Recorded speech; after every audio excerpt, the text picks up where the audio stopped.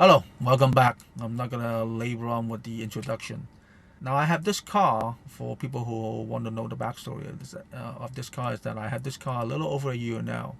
So the original delivery date for this car was August 29th, 2019.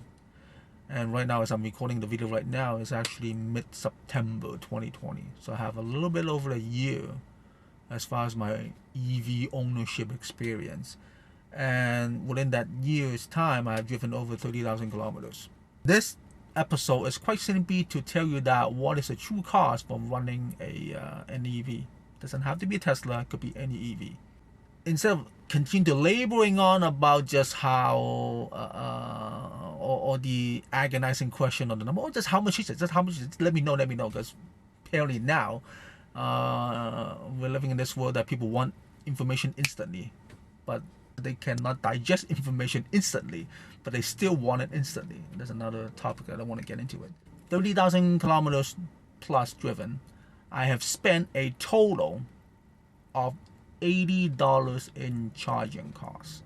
Now, those $80 are straight from my home charging, which is, if you follow one of my previous videos, I said I did not install a home charger, meaning what I charge is using the normal 110 outlet, which some people call it granny charging, trickle charging, whatever term you want to call it. As for the rest of the time when I charge my car, again, I mentioned on the previous video, I rely on public charging, either level 2 or DC fast charging, or even the supercharging network.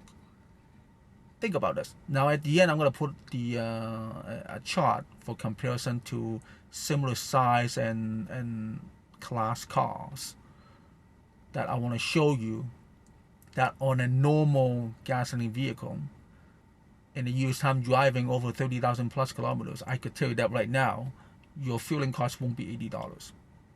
It will be way, way, way higher than 80.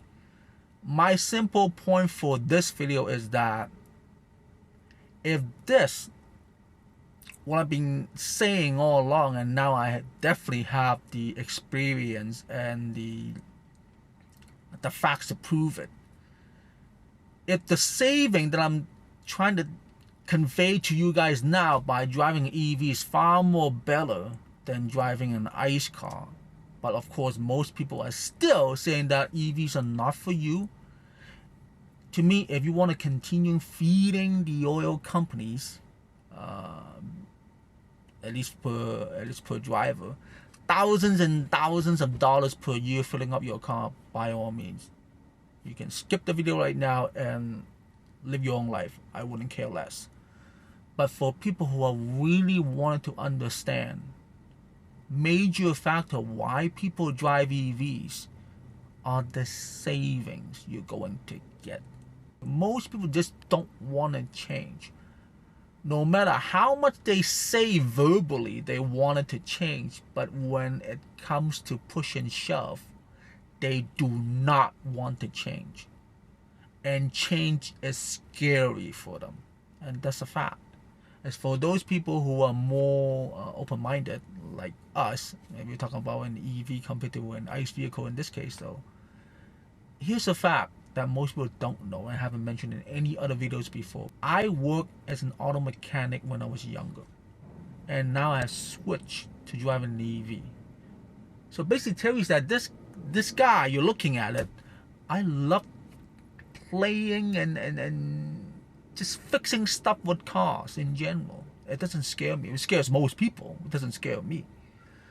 As much as I love to tinker with my car, if I could have less headache over time of the ownership of my car, I would.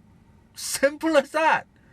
I mean, yes, you could have projects here and there to actually improve or mod your car any way that you want. You could still do it in an EV, but not to an engine form per se. Really think about this as a former auto mechanic. If I switch to an EV, truly that means something. My point is this: should you be really considering your next vehicle to be an EV? 100%. I think you should. And again, I'm not talking about the environmental factor or whatever it is. It's just the cost. For most people, especially nowadays, though, money talks. With that being said, see you next time.